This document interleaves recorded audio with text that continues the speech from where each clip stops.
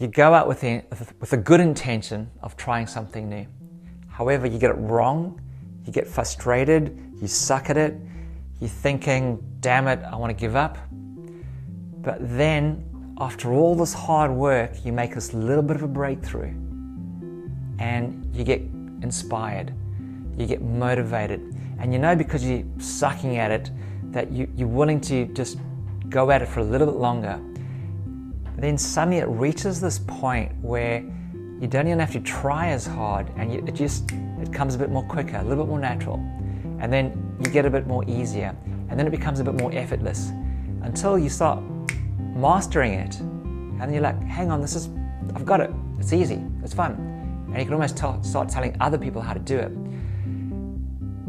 Suddenly it starts losing its shine and losing its appeal, and you get in what's called this comfort zone, where it starts to get boring. And then you've got to challenge yourself again, and you've got to push yourself out of that comfort zone, and you fall down the next S-curve, where you've got to start learning a new skill, and you go through the process again.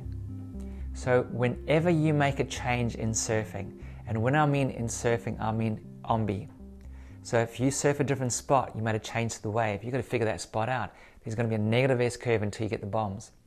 If you ride a new board, you could go from a quad to a thruster. Quad is really fast, the thruster pivots, they ride differently, even though it's the same board. There's this negative learning curve until you figure out all the bugs, and then you get so much better on it.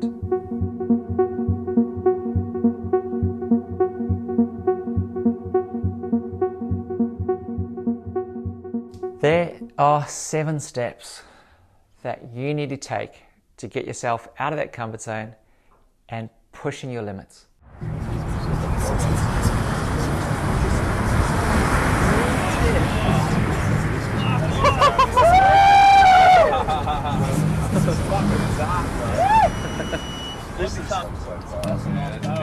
You need to uncomplicate the thing that you're doing.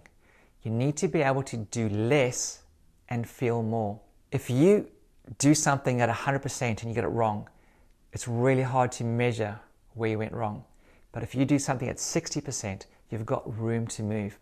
So by doing less, you will feel more and you'll be able to make the correct changes. You have to understand the constraints inside of surfing.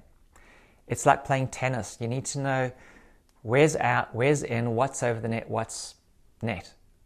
As soon as you understand the rules of surfing, how to tap into the power of the wave, how to surf your board on rail, how to move your body efficiently, surfing becomes easy.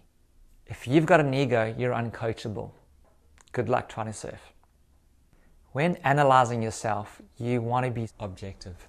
The ombi lens is a really good way to look at your surfing without making excuses. I had the wrong board, the wave sucked, wrong fins, I need a Rip Curl GPS watch to track my waves, no one video films me. Give failure its due. In other words, own your shit. If you did something wrong, own up to it. If you own up to it, it's your first step forward into making changes.